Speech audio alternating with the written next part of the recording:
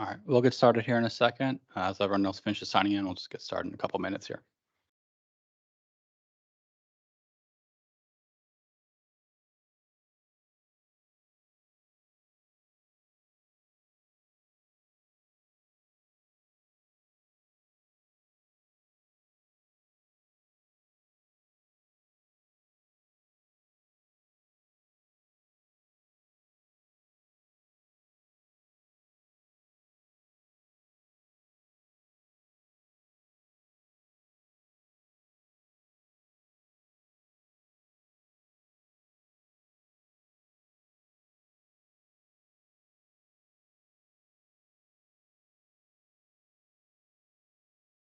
All right, we'll go ahead and get started here. Thank you all for coming to the September Regional EV Infrastructure Working Group meeting. I'm Jared Wright. I'm a senior planner here at the Council of Governments, leading our infrastructure efforts on the Clean Fuels and Energy Programs team, led by Lori Clark, who couldn't be here today, but she'll be back soon. She's recovering from a surgery. And then we also have Jocelyn Billings and Maggie Quinn, who are on the infrastructure team. Maggie just started about a month ago, and Jocelyn's been with us since about January. And so we're the entirety of the infrastructure, EV infrastructure team here at the Council of Governments. So I'll get over with a brief presentation, and then we'll hand it over to our presenters for today.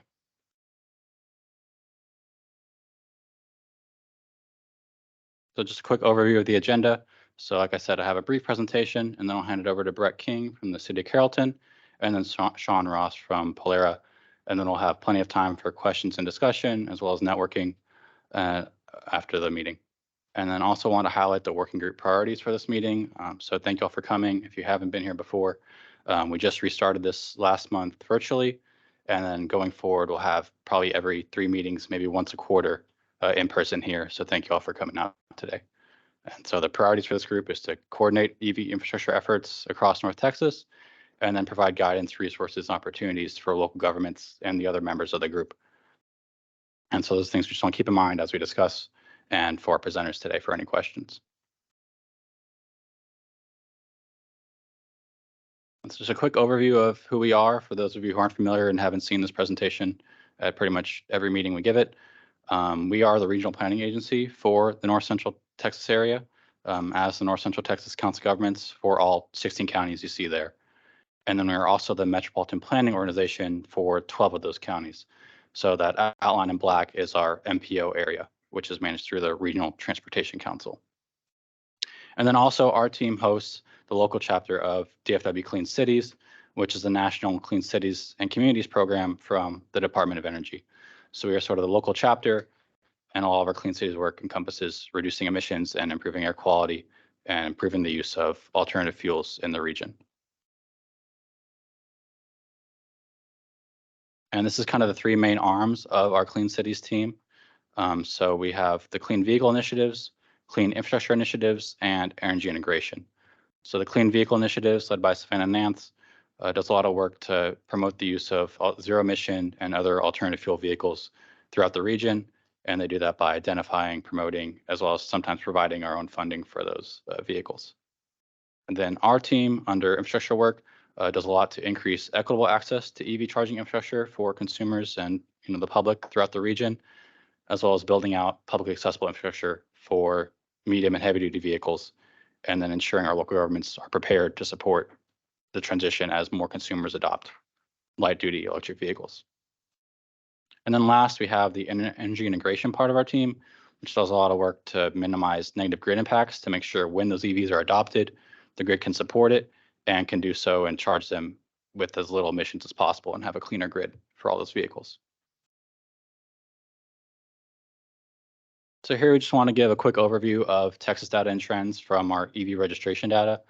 So this is all available on our website where we track and record this data each month, and it's updated every couple of weeks and then posted for download each month. So at dfwcleancities.org/EVNT, you can find this data and download and play with it yourself. But you can see EV registration data all the way down to the zip code level for the whole state. And then we've highlighted some key takeaways from our region and across the state here. From this point last year in September 2022, DFW has actually increased the most from all the other major metropolitan areas from EV adoption, up 63%, but all the other regions are close to or above 50%, as you can see. And we've seen this trend all year. They've really been increasing almost exponentially each year from the past several years. And then also there's a charging station dashboard available on TxDOT's Texas EV Plan website. And there that is continuously updated with data from the Alternative Fuels Data Center on the amount of charging stations available statewide. And so you can see there's over 2,700 level 2 stations publicly accessible, including Tesla stations, and over 380 DC fast charging stations statewide. And just a quick overview of the NEVI formula funding impacts to Texas. I believe most of y'all are familiar with this, but just in case you aren't aware, phase 1 of NEVI is now open of that first round of $407 million that TxDOT is receiving to distribute for EV corridor funding across the state. And so for phase 1, those have to be in the designated 56 study areas that they've identified. And there's a couple of those in our region. And those sites do have to have 4 CCS chargers and 4 NACS or Tesla chargers. And so those are currently open for applications, and those are due October 16th. And after this, phase 2 will be open once these are all implemented, where we will have a role as the MPO to build out phase 2 in the next few years. And another program we wanted to highlight, this just opened last week, so this is really new.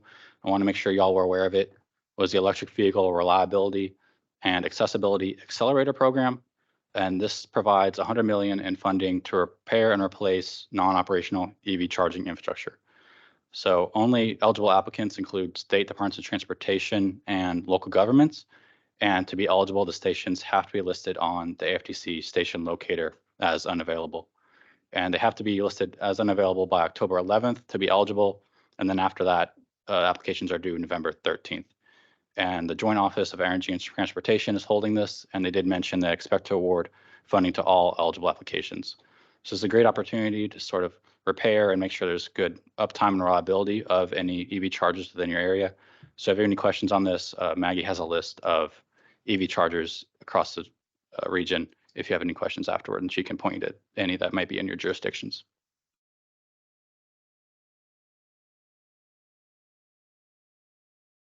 And a couple other funding opportunities we wanted to highlight that we have mentioned before, but want to make sure y'all were aware. The Alternative Fuel Infrastructure Tax Credit is open. And so if EV charging stations are installed in eligible areas, they are eligible for up to 30% tax credit. And then the TURP Alternative Fueling Facilities Program is expected to open next year. And this program from TCEQ prioritizes publicly accessible infrastructure, and up to 50% of an EV charging project could be funded once this program opens. And then lastly, there's the Rural Business Development Grants, and this is a partner from the Department of Agriculture to help build out EV charging infrastructures are eligible, and that can be used for that. And that is also expected to open in 2024.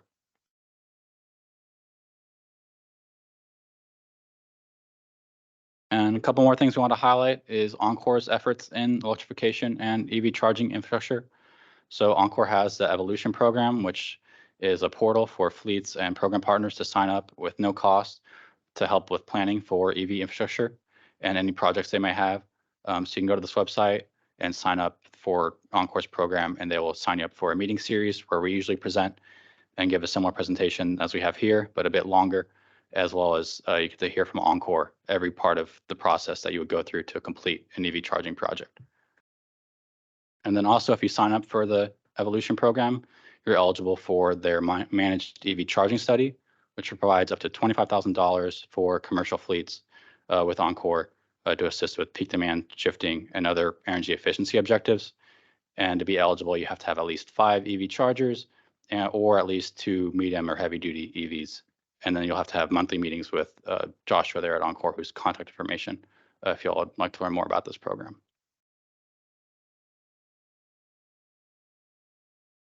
And then real quick here, we wanted to highlight National Drive Electric Week. So this is a big event that we have each year, one of the biggest events we hold, and this is coming up October 1st, and this year it'll be at the Tanger Outlets in Fort Worth. And so we use this to have the public come out and show their EVs, and then speak with people who are interested in EVs to learn about them and see what they're like to own. And then we also have ride and drives available, and it'll be a lot of food, games, food trucks, exhibitors. So it's a really fun event that we hold each year, so I hope y'all are able to make it. And if you're interested in bringing your EV or attending, you can go to dfwcleancities.org/endu. And then here's our contact information for me and the rest of the infrastructure team. And then if y'all have any questions or anything, please reach out to us. And then as we get into the presentations from Brett and Sean, I'll want to remind y'all that we are recording this meeting for those that aren't able to make it in person. But thank y'all for coming in person. And just here, we'll hand it over to Brett for his presentation from City of Carrollton and what he does on EV permitting. Thank you. Just by way of introduction, I'm not an engineer. I'm a building official. And so I have been told that we've been complimented on our permitting process in Carrollton, something we're proud of. I've been with the city almost 30 years.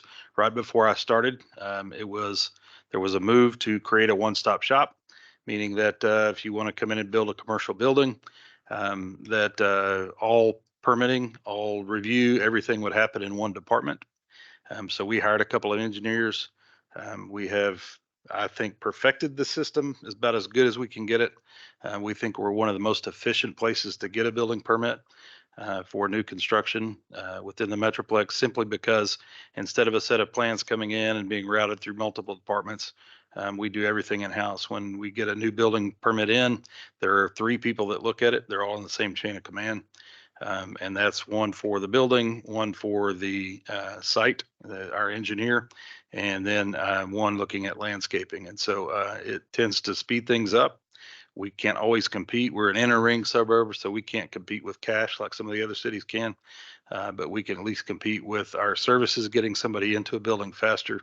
Once a company has decided to relocate, every day that they haven't done it yet, they're losing money, and they're dealing with 2 different facilities. If we can get them in faster, we want to do that. So that's how we try to compete on an economic development scale. But we feel like our permitting process works well. When it comes to EVs, we as a city have gone all in. All of our code enforcement officers, all of our meter readers are all driving EVs. We have one even in our department. That's what I drove over here today. I have a personal stake in it. I drive an EV. So we have now put in chargers at, I think we're at 6 city facilities at this point, and more coming. It's now a competition to get there first so that you can charge your vehicle. We obviously need more charging stations even at City Hall, but we are more than happy to talk with people about our permitting process. It's not just for new buildings that we want to be fast, it's for everything. The one snag I think we've run into of late is we've had a number of people wanting to come in and put charging stations, different locations. We're more than happy to allow that to happen. What some of them have been proposing are essentially digital billboards. They are not just charging stations. They've got a big screen on there with public advertising, and our sign ordinance doesn't allow that. And so that's a little bit of a conflict. But what we don't want is a row of 12 digital signs flashing at people as they drive by. And so that's just not a safe way to handle things. So that's been our one bit of conflict that we've had. But I am more than happy to talk about the permitting process, about our direction in Carrollton, anything that I can.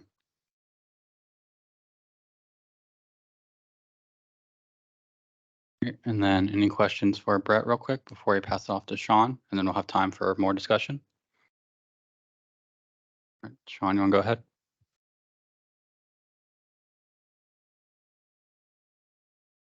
Let's see, there we go. So yeah, just by way of introduction, my name is Sean Ross. I'm the Senior Business Development Manager at Pollara. Pollara is a EV infrastructure firm, and we specialize actually in the kind of the school bus space, but we serve a number of fleets.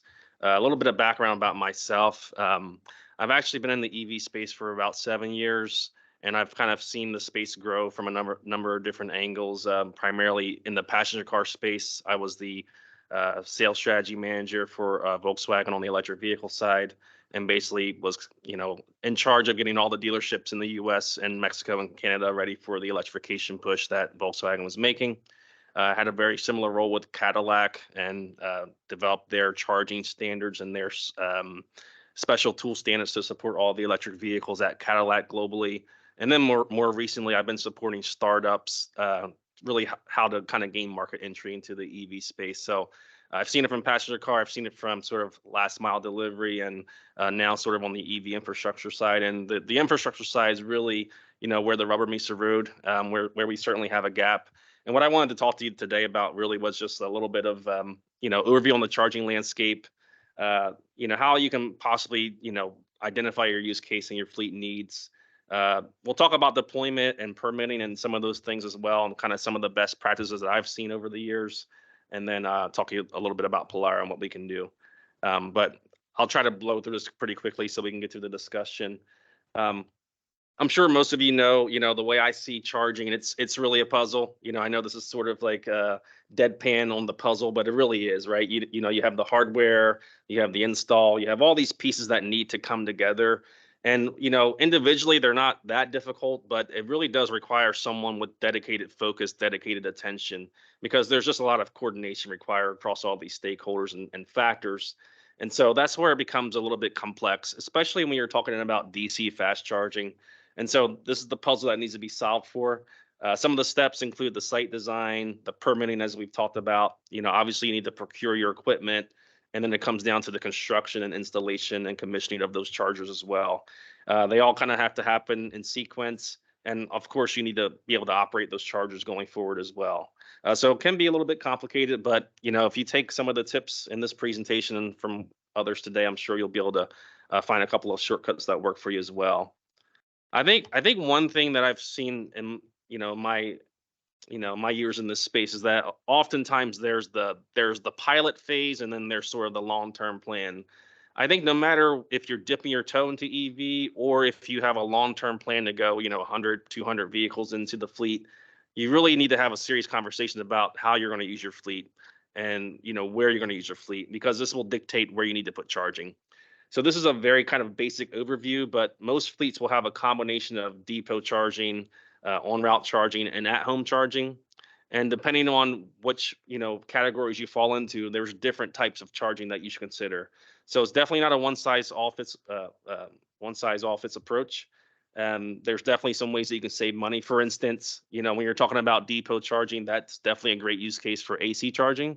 Same if you have folks that are driving their vehicles at home. That's a use case for possibly level 2 charging as well, which is much more cost effective and much cheaper to deploy.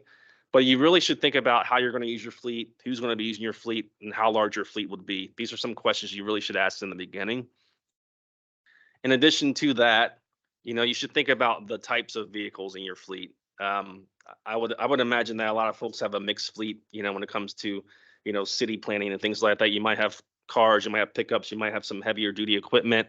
They're definitely not all created the same. So you want to understand, how many miles am I going to drive? What's the charge rate of all those vehicles?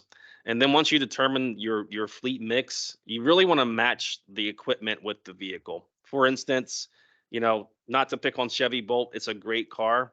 But when it comes to DC charging, it's pretty limited in terms of the charge rate. So for instance, if you were to deploy a DC fast charger that charged at 150 kilowatts, you're not really going to have that Chevy Bolt charge at that rate. So you've sort of oversized your equipment from the get-go. So you really want to understand, okay, what can my vehicle do? What can my fleet do? And match that with the equipment that you're going to actually deploy.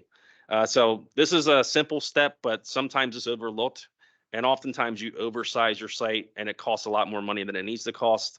And you're kind of like putting a drain on the grid when you really don't need to. So those are some things that you should ask. I think in terms of your mix of AC and DC charging, do you need both? Do you need one or the other? These are things you should consider. And then as you're looking at from like your management standpoint, how do you want to view your fleet? What types of tools do you need? What type of software is required? There are dumb chargers out there, so to speak, that are non-networked that charge vehicles fine. They don't provide a lot of data, but depending on your use case, that may make sense. Where you start to run into issues is that you have all these software networking fees that really add cost. So just keep that in mind. But again, make sure that the vehicle and the equipment complement each other. Right size it for what your fleet is going to be doing. I think in terms of sort of what Brett was talking about and permitting, I think one thing that you can do to get ahead of that is to really understand your site. Think about how your site is going to be used. Think about really assessing, the constraints and the opportunities of your site. So some things that you can do at the outset is to really identify the available power, understand the kind of local jurisdictional ordinances. Think about where you want to place the chargers, and this really impacts the cost of construction as well. And really, if you are in a situation where you know have a warehouse space or you're in a leasehold space, you should engage that landlord early in the process. This will help kind of downstream with any delays because they're aware of what you're trying to do and can be supportive of that as well. I think it's really important to honestly understand where your transformer is located, the status of it, how old it may be, and your panel as well. So some of the cost drivers, as you may know, is really, like I mentioned, oversizing that hardware. You really want to right size it where you can. Those networking fees can sneak up on you.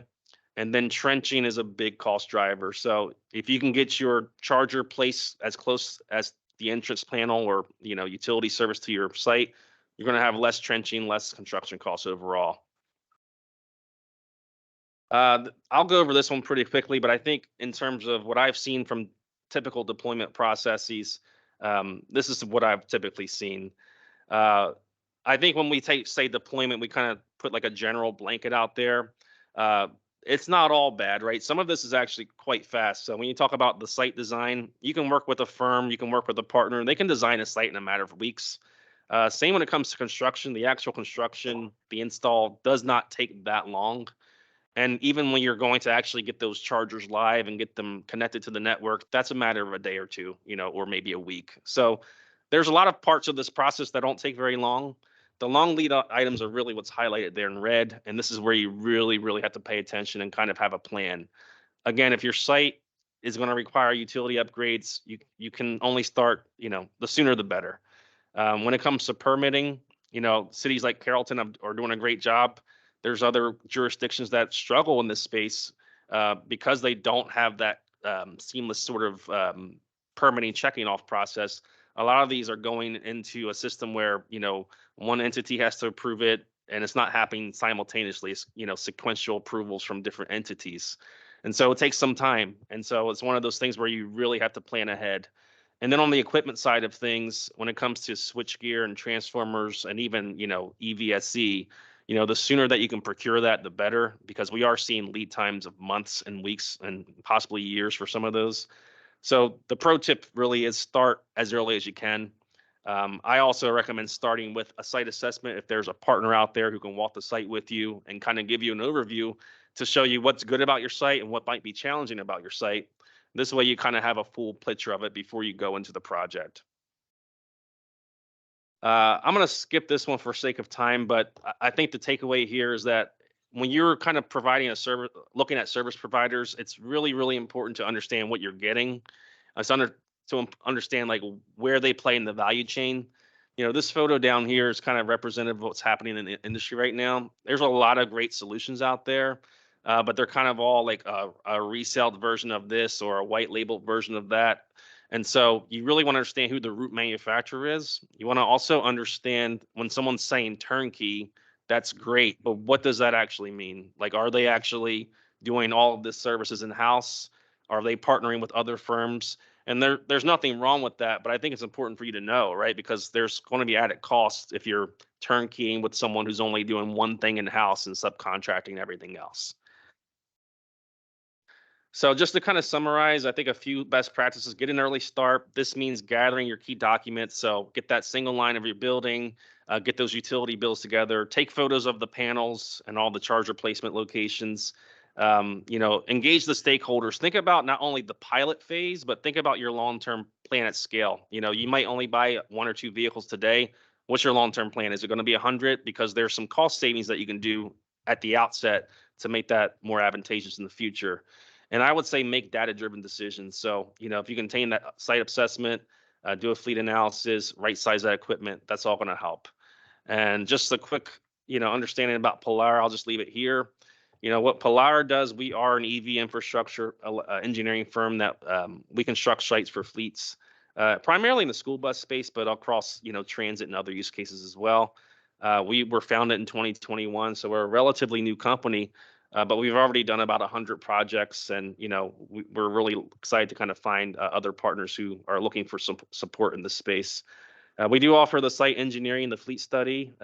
We have a metering and distribution system as well called Chargeback, And yeah, I'm local here, and I'm very passionate about this industry as well. And so I'm always happy to be a thought partner and talk with anyone who wants to learn more about this space. But I'll leave it there, and if there's any questions, I'm happy to answer.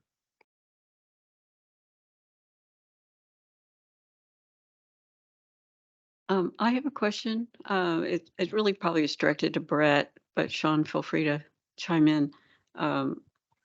So City of Carrollton, do you get requests for permits that are just standalone chargers, or is it always like a request for a permit for a building that would include chargers? Mostly what we're getting today, we're fairly close to being built out. We're not building that many new buildings anymore. But we've gotten requests for, say, a warehouse that they're planning on having electric vehicles, delivery vehicles. We've gotten them from churches. We've gotten them from retail spaces that are looking to put in banks of chargers, not just one or two. And so a lot of those haven't come through. It's been inquiries, but there's a lot of interest in it out there. We get a lot of single family homes that are putting in chargers and level 2 chargers, and those we do over the counter. There's no reason for us to do any big review on it. We're going to check the installation to make sure it meets code. So what kind of things are people not giving you that you need in order to, issue a permit, that you're having to like go back to them and ask more? I would say this applies to pretty much anything, whether it's a shed in a backyard or a brand new building. Just not really understanding the scope of what they need to submit. And so we'll get the initial application, what we call napkin plans. And it's just not thorough enough to understand what it is they're asking for. Somebody wants to come in and put a bank of chargers and there's a dozen chargers there. We're going to have to find out if they've got the infrastructure that's going to support that or not. And so we're going to ask them to produce that information. But it's so varied based on what we receive up front as to what else we might have to ask for. So And if it's like a bank of chargers, does the utility need to be involved in the discussions at that point? that's one of the questions we have for them is, have you involved the utility in that? We're probably 70-30 split between Encore and CoServe. And so we want to know that they've involved because if they're going to have to wait 9 months for the provider to come in with a transformer, they need to know that up front. Permit's only valid for 6 months. And so we've had a couple where we've issued the permits and they still haven't installed them. But we want to know that they've done their homework at that point. So Yeah, it kind of goes back to what Sean was saying. Just start the process really early.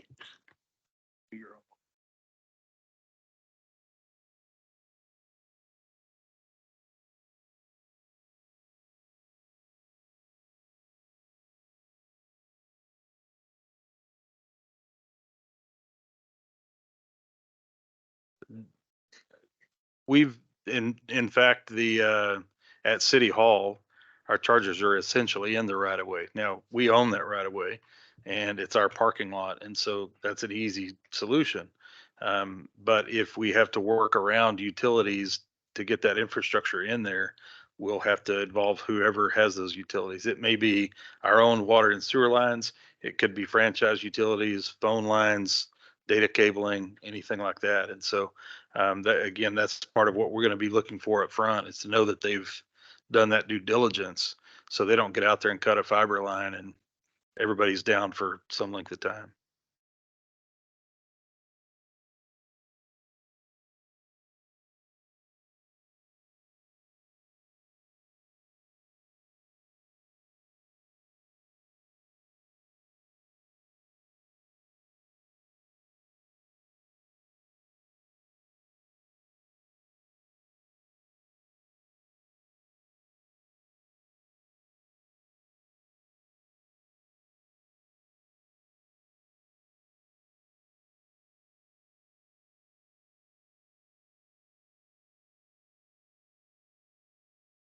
I'll jump in on our part. We have had a number of multifamily who have come and talked to us about it.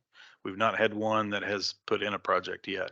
And that goes for both new and existing facilities. So multifamily right now in this environment is one of the few developments that can get lending at decent rates. And so you're seeing a lot more multifamily go up than you are single family right now. But we've had a number of them that have come and talked to us about it. We hope to see one soon, but we haven't yet.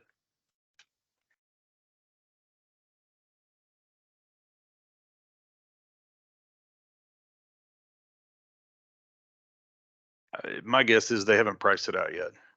And once they get into that, they have to look at what's their return on it. If they've got, say, 400 units, how many of those are going to have electric vehicles that are going to want that? How many of those are working off AC charging? If they've got, if they've got garages or carports that have outlets, there's a lot of people that are using AC chargers to do that. And so the question is, what's their level of demand? And I think they're struggling to figure out what their level of demand might be. Yeah, I would definitely agree with Brett on that. I think, there is a narrative that EVs are more affordable. I think that's partially true, but we're still kind of in early days. And so, typically that's an affluent buyer who's going to be single family or can charge somewhere else. So from a number standpoint, yeah, there may not be that kind of value in that return on investment. And it might just be infrastructure that's sitting and not being used. And that's the last thing that an investor wants to do, right? So I think we're kind of at this transitional period where, right now it might not make 100% of sense, but it's on the path of making sense. And I know there's a lot of firms out there who are specifically targeting those multi-unit dwellings from an investment standpoint. So I think we'll see more activity there, but I think we're still in a transition.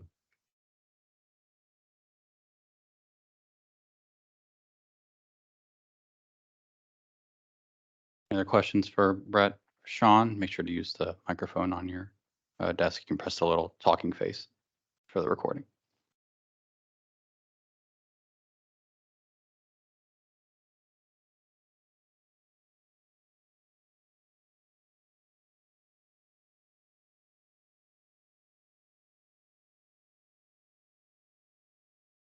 For Brett, I guess we've already kind of been talking about this, but what are some of the other kind of biggest challenges you've seen that people are facing when trying to deploy an EV charging project?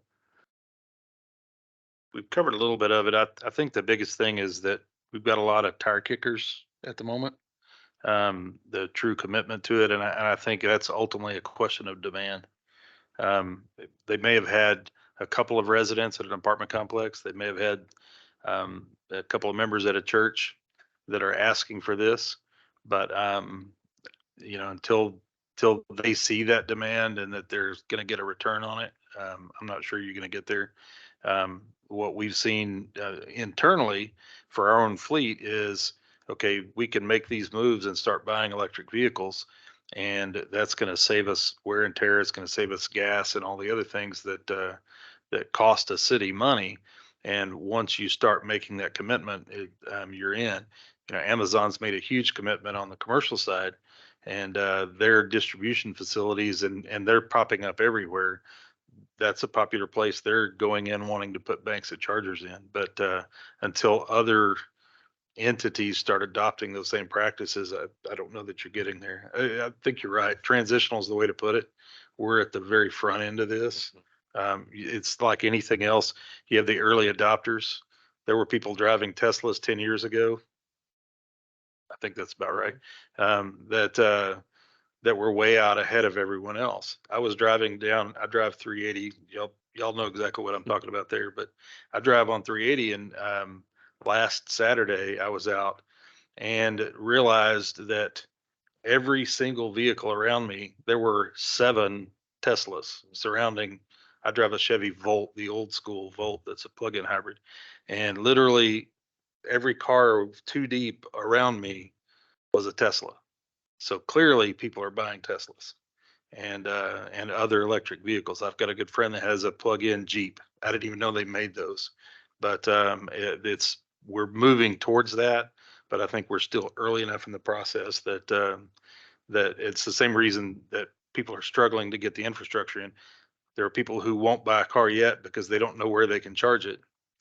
And until you get the infrastructure there, those people are going to stay out of that market. but, and you've got the other early adopters that are already out there. It's going to take a while for everyone else to come on board. What percentage of the permits coming in for chargers are fast chargers compared to like level 2? So far, very few. Most have been level 2. And like I said, most have been residential. And, I installed a level 2 charger at my house, did it myself, so I would understand everything about it. It makes it easier when we're out there dealing with somebody that's putting one in their home, as to what they'll be dealing with. But with the highest percentage, I would say, being Teslas and not other vehicles yet. Tesla will come in and do those for them, at the right price. And so they've kind of got their system down. They know what they're doing. They know what information to give us. They know how to install it, so it's going to pass the inspection the first time. Making any inspection on an occupied home is invasive. Somebody's got to sit at home and wait for however many hours till we show up. Any way we can get around that, we do our best to. But most of what we're seeing are level 2 chargers.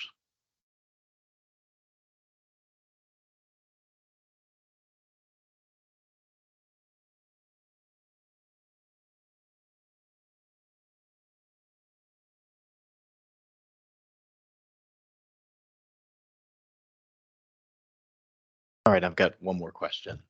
So in your experience, when you are installing level 3 chargers, is there usually a lot of make ready that needs to happen to make sure that we can actually power those sites, or is what is in place usually enough in order to drive that? From my experience, I think the best answer is it's really site specific, right? It's really hard to answer that question, but you kind of have to know the parameters. Like, are you installing one charger? What's the charge rate of that charger? Is that the only one that you're trying to install, or do you want to install 10 more?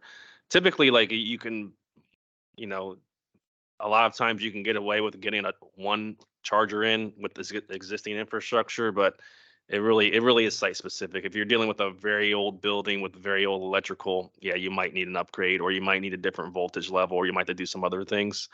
So it is really important to kind of evaluate that ahead of time. There's not really a trick. You kind of need to see what your panel has and do sort of a load study and kind of understand what you have, but it's super site specific. If I can add to that, we had one site that wanted to come in with a number of heavy chargers, and they just could not do it without a complete upgrade. And the cost of that was cost prohibitive to them for their purposes, because of what it was going to take to get Encore to provide that much power to them, and the wait time it was going to take to get it. They didn't own that building. They were looking to move into that building, and they ended up not moving into that building. So my guess is they found somewhere else that was better prepared for that. But that's exactly right. It's all site specific. I'd like to piggyback off of that.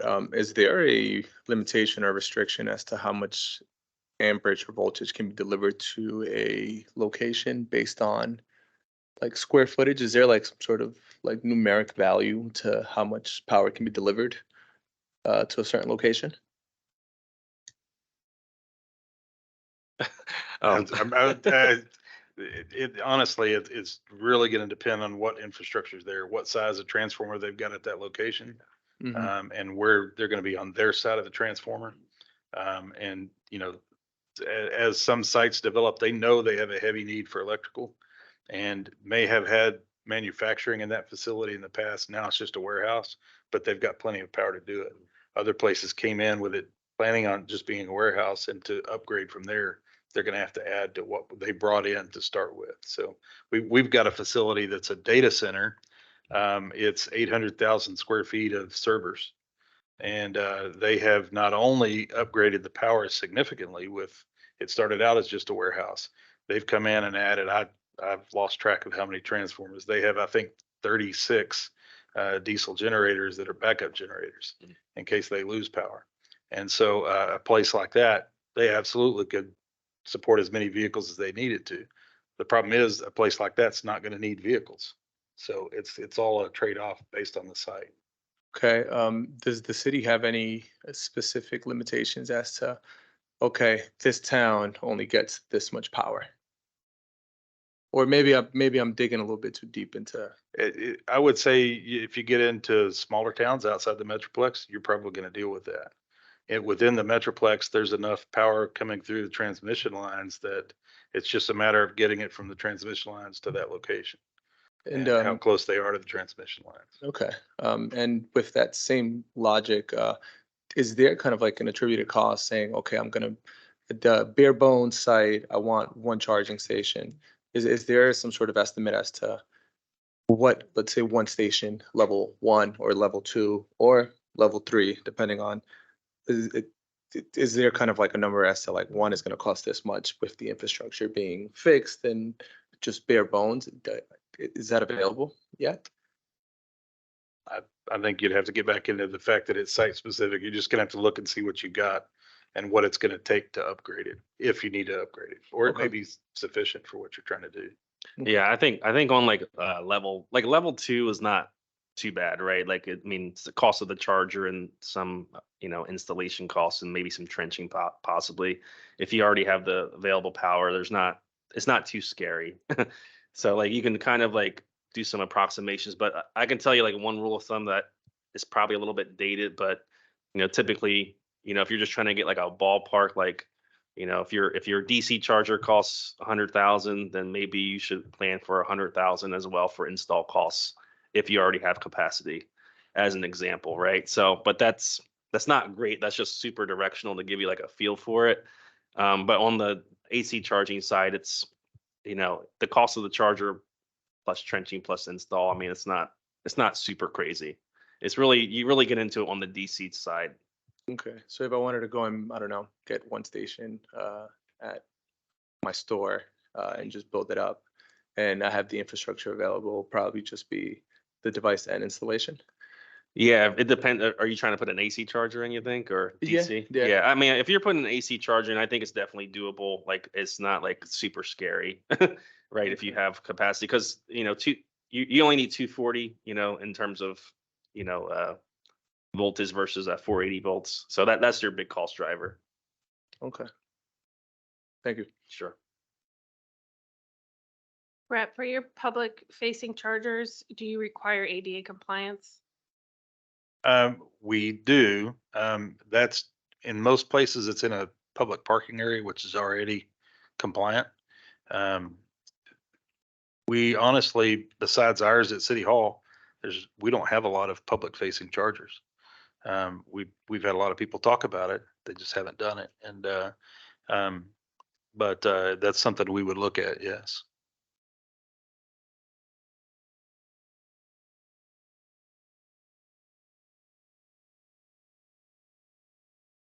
Sean, have you had any like large customers come in, put a ton of these chargers and then just get blindsided by the peak demand charge whenever vehicles plugged in at night?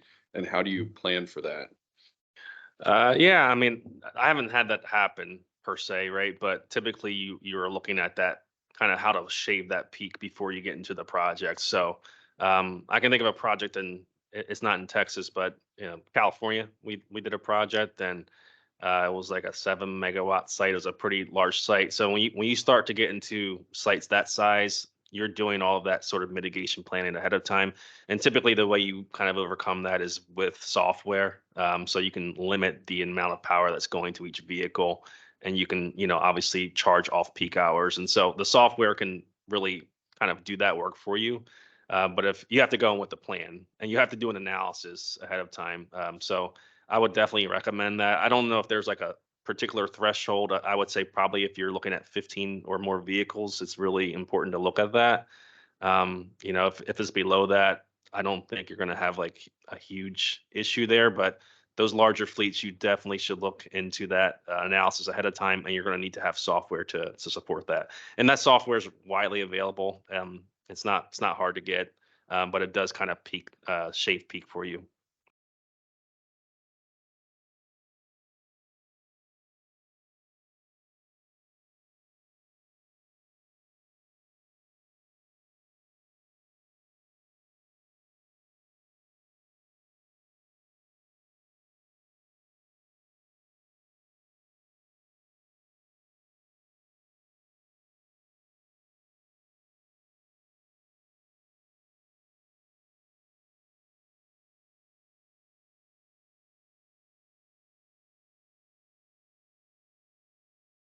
has the city permitted any sites that have on-site power storage, so like battery banks, to help them mitigate that issue? Is that something you're seeing yet or no?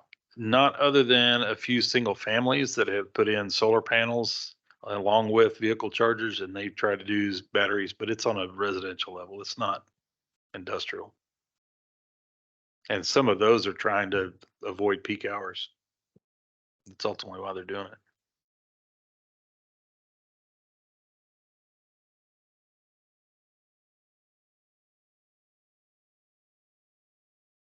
I know you guys mentioned how important it is to plan ahead, but do you guys have any other recommendations for how to make the process smoother? Just like all the steps, like any recommendations that you guys have for that? On our side, it's hard to say because we've had a focus of being having a smooth process for a long time. It's ingrained. There's not anybody that works there that didn't come in with this as a mindset. And so, you know, I'm the second longest tenured employee around at 30 years, and that's only by a couple of months. And it's our business model. It's the way we operate. Is we're always looking for a better way to do things. And when we run into something, you know, this had to do with a sign that I've been dealing with yesterday and today, but we've identified, okay, we could have a little bit better process on doing this. So the next one that comes in, we'll be doing it a different way. But that's all in a mindset of trying to stay as efficient as possible. And it helps when somebody comes in that's done their homework and are not having to go back and reinvent the wheel. And so that's something that we don't control, but we can advise. And just like we do with new buildings, somebody wants to build a new building, we want to meet with them as early in the process as possible, because there's no reason for them to go design a site and then come in and we tell them you're going to have to move your building, you're going to have to make all these changes, and they spend all their time in redesign. We'd rather they design it knowing what our standards are right up front. And so we want to get as much information out there as we can. And that's what I would advise anybody going into any project, but especially because this is a fairly new arena. I would advise people to get started on the process early, just like Sean said, but to do their due diligence in advance. That's going to save them a lot of trouble, and it'll make the process easier on our side because they will have already checked all the boxes, so to speak. Yeah, and I think just it's an obvious answer, but really having a plan. I mean, I think sometimes there are, you know, projects that happen because there was an incentive or a grant that was awarded, which is awesome. But then it's like, okay, let me just go buy a vehicle, let me go buy a charger, let me go try this. That's fine, but it's really important to have a plan. Like, okay, this is what I'm doing today, but my end goal is this, and really like go into it with that plan in mind. And I think that will go a long way in the permitting process as well. Because it's you know, those questions can be answered more easily, right? And so there's like a long-term vision for both sides. I'd like to add to that, if you could maybe through the COG as a thought experiment, just spearhead a categorization or a compiling of fleet transportation buildings within your municipalities, within your territory. If you could have those facilitators, those building facility managers willfully deposit 12 months of usage data on those buildings, on those meters for those buildings, and allow them to, you know, have that information disseminated when the time comes. It's a little more readily available for people to deploy EVSE or electric vehicle service equipment without having to go back to somebody who's holding those bills, or them being buried in a box somewhere, or having to query the utility. That's a big bottleneck. Going back to what this gentleman said, we don't have that at a state level. And so if you could start to build it through the COG at a regional level, then at least you can tackle that hurdle. I'll add to that, and it's not to throw Encore or CoServe or anyone else under the bus.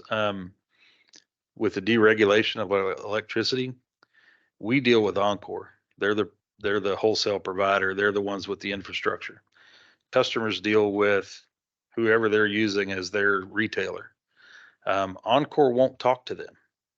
And so it makes it very difficult when they're starting that process for, ABC company wants to go put in a bank of chargers and they want to contact Encore to find out what's available to them.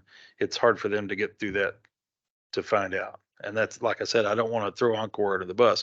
I get why they don't talk to customers. It's part of the deregulation process. But there are those that need those questions answered at a wholesale level, and their typical dealing is with their retailer at the retail level.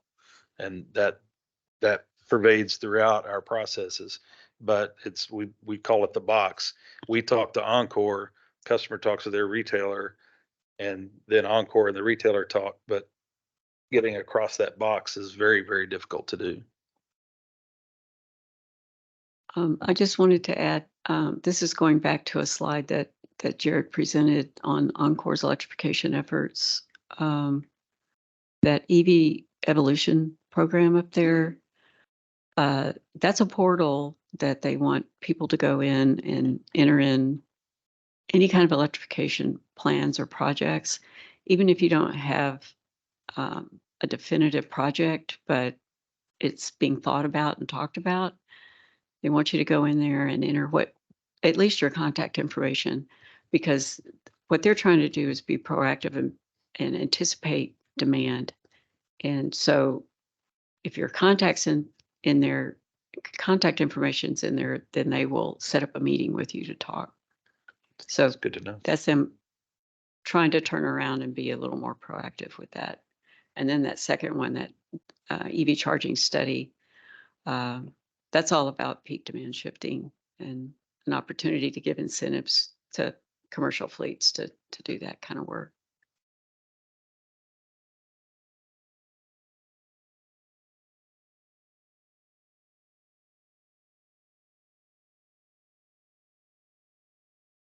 Would it be possible to have the Encore representative attend one of these meetings? Present on this, like a grilling or something? Yeah, A friendly. For sure. yeah, that'd be great. Encore actually is emailing me today or contact there, Jennifer, who runs this program. She wasn't able to make it today, but she does plan on attending going forward. So we can definitely see if we can have them present as well. Are there to follow up on my last question, have you guys noticed other like common problems that maybe other cities run into with permitting, that you've noticed at all, that you would maybe recommend other steps they take, again, just to make things go smoother? I think one that I've noticed is that, there's sometimes the requirement of wet signatures on sort of every part of the approval process, which is a good thing in some ways, but it does bottleneck. So I know there's some entities out there who have moved to electronic signatures, and that just helps speed things up a bit. So it's kind of like a minor thing, but can add up to a major thing over time. Just saves a couple days here and there. Yeah, across the board, most cities have moved into more electronic permitting. We had just gone live in 2019, right before we as a city had our own ransomware cyber attack that shut us down. We had then gotten back live again and reopened our portal. And 2 weeks after we opened our portal, we sent everyone home because of COVID. And so, but at the same time, it actually helped us, because as we were trying to push our customers to go all digital, all of a sudden that was the only option for them.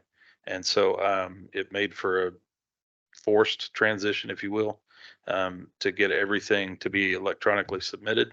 But in the long run, it's been a help for us. That has really smoothed that process significantly.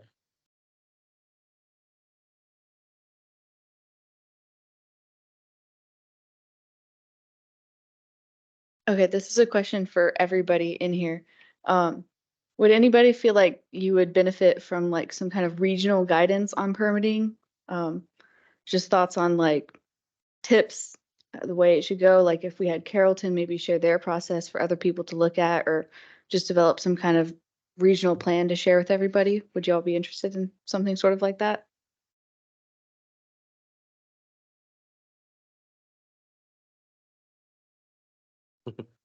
There'd be a like a tangible outcome from it? Would you have any sway based on our input that could influence things? Well, we talked about before, doing, kind of like a codes and ordinances, like standard codes and stuff to share with everybody, so. Similar to permitting, I mean, we can't tell cities how to permit or do permitting. But just some kind of standards or guidance. And we all could. Yeah, just that, that's fine. That's okay.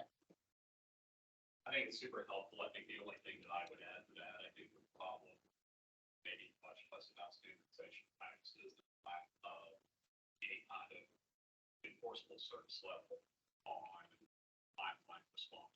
So, whether it's look at the US and our soft costs relative to the rest of the world, technologies like this, that's delta in like so much more here. So, if there were a message that I would like to hear, that would be, you gotta have a feeling.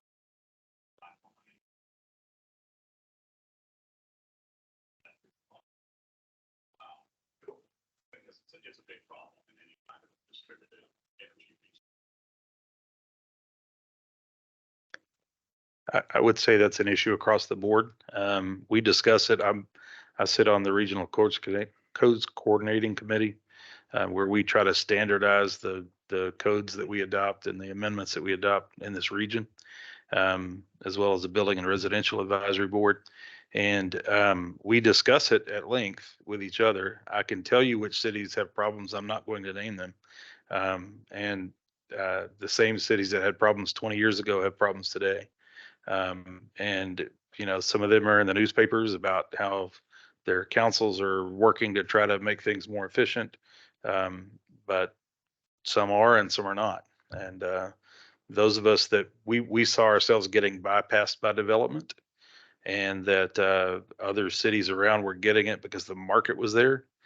We can't control the market, but they were getting the rooftops, therefore they were getting the other things that went with that. And we decided, this was before I came to the city, it was decided that we needed to be more efficient in our permitting processes. And so we made that a focus. And it's been a focus for over 30 years. Other cities have yet to reach that focus. And there may be the state keeps passing legislation that's trying to force everybody's hand, but some of that's just internal practices. Some of it's cities that get large enough that have multiple locations. It makes it less efficient. And so I don't know that there's an answer to that, because we can't force cities to do something specific. I can give as much advice to other building officials as I can, and I often do, but it's until their city decides it's a priority, I don't know that you'll get there.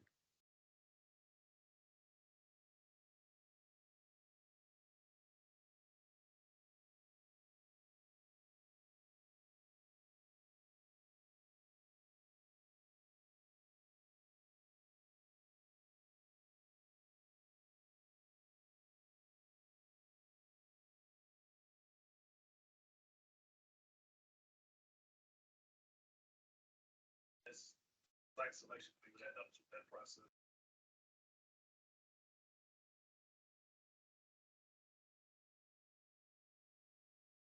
Yeah, we'll ask. We'll see what they can do for you.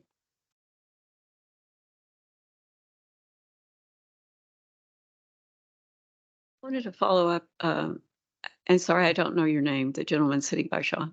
Quincy. Quincy, your idea of getting some usage online of chargers, I think that's a great idea. And that kind of goes back to what Brett was saying about people are on the fence about putting in chargers because they're not sure it's going to be cost effective, how much is it going to be used and stuff. And that data would help show over time that the usage is increasing, if indeed it is. But anyway, I just think that's really a good idea. But I guess I want to ask city folks that are here, local governments, if you have city-owned chargers, are you willing to share that information?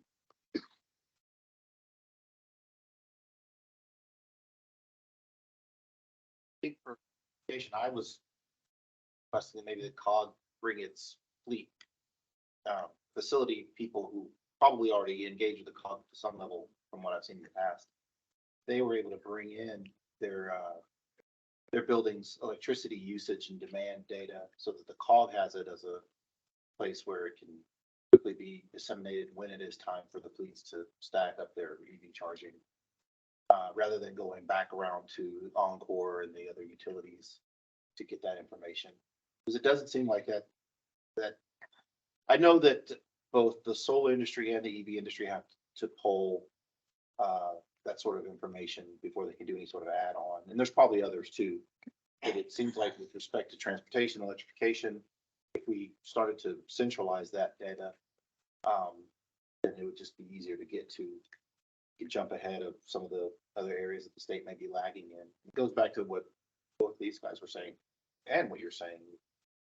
And what you're saying, if permitting came through the COG versus our regional office, I mean, they're stacked up with everything from your sink to your ceiling fan to, you know, whether you're gonna put a tree in the yard. Maybe if we could take the transportation part off their plate and centralize it, get a little more action.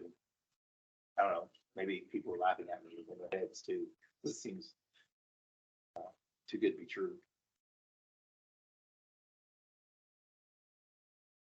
Seems more related to an electrical other than comparisons like having thinking your house or whatever. Maybe it should be another separate. Well, I figured transportation makes it kind of fit right under there, because if we electrify our fleets at home and in our businesses, then it's the region's air quality that's going to benefit from it. It's been the task of the COG to spearhead all sorts of electrification efforts. Look at me, you're leading the meeting all of a sudden. No, you know, it just seems like all roads point back to this building, no pun intended. So maybe if some of the processes to get things done pointed back to this building as opposed to information dissemination alone, we'd have a little more. I don't know, is that happening in any other COG or any other COG sort of taking control of the situation? Bugs. Mm. We have the gold standard when it comes to COGS in the state of Texas. I work with other COGS, so I'm just saying we have the best.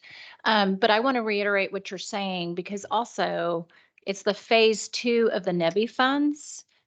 This region will get $65 million and comes through COG. And so from a economic development standpoint, all of our cities need to be ready and have the permitting process available, because workplaces and places of business and multifamily and all of those sectors are going to be able to apply for money from COG to help them build the infrastructure. So to COG's point, yes, absolutely. The permitting process is key to moving that forward. And I have a question for Brett, just since you're kind of leading this, like there's a handful of cities, and I just want to commend you that you put customer service first. Thank you for doing that. Is there a city in the nation that you look to where there's a handful of cities that you kind of called on and said, hey, you know, what best practices, what are some of the things that you guys are doing that we could implement here in Carrollton? Certainly within the industry, there are. ICC is the organization that writes the codes. We participate in that. I encourage all other code officials to participate in that as well. Carrollton's had a long history of participating both regionally here at COG with the North Texas chapter of ICC, with the Building Officials Association of Texas, where we network with all these other cities and understand what's going on out there. I've had the privilege, I'm now the past president of BOAT, Building Officials Association of Texas, and it affords us the opportunity to go out there and figure out what people are doing right. We hear from contractors, developers, hey, well, that's not how they do it over here. This is how they do it. So we immediately start contacting the other cities and looking at how they're doing it. I hear from other cities a lot. Hey, I hear you're doing this. Tell me how you're doing it. So I would assume that a lot of cities out there have those same concerns. That some don't. And, you know, when they run into a big brick wall somewhere along the way, I'm guessing they'll ask for help. But we do a lot of networking. My predecessor is the building official. He's still my director. Served on the national board of ICC and still serves on those. So we have a lot of people around the country that we know. When we initiated our one-stop shop, word got around. We were published in a number of national publications over how we do what we do. And we've had, our last count was in the 75, 76 range, other cities that have come to us to see how we do it and see how they can maybe copy it. The big problem we run into is as they walk out of the room, they're all shaking their heads going, we'll never pull that off. And some of it's territorial within departments. You know, this department doesn't want to give up that little piece of the review they do because nobody else could possibly do it as well as they could. Again, through attrition, it's worked out well. We've had enough people in other departments that have left.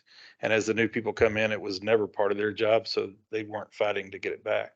And so that's become an advantage for us. But we've had long talks with San Jose, California, with Nashville, Tennessee. We spent several days with their building official and looking at how we do things. And we've had the opportunity to study what some of those other best practices are out there. The ICMA, International City Managers Association, has published us and published several other cities along with it. And so we've reached out to all those other cities to see what they're doing that we could be doing better.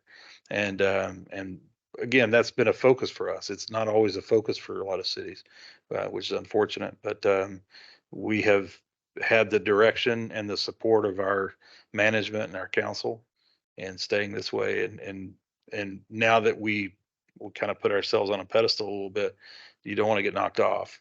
You always want to make sure you're doing things the best you can. Not every city has that luxury. And so we understand that as well.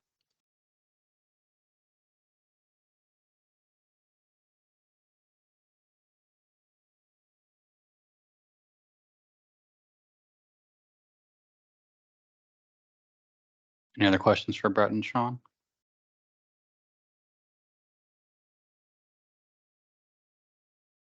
All right, well, thank you all for joining us today. We still have the room until 3:30, so we're gonna have the rest of the time for any remaining questions or discussion you have and networking. So we'll be here and y'all are free to hang out, and there's cookies and drinks in the back. But thank y'all for coming today. Thank y'all for joining us in person. We'll send out a follow-up email with some takeaways as well as the slides. And then we'll hope to see y'all next month virtually for the October meeting. And thank you to Brett and Sean, our presenters, for answering all our questions. And thank you all for coming out today. Thanks for the opportunity.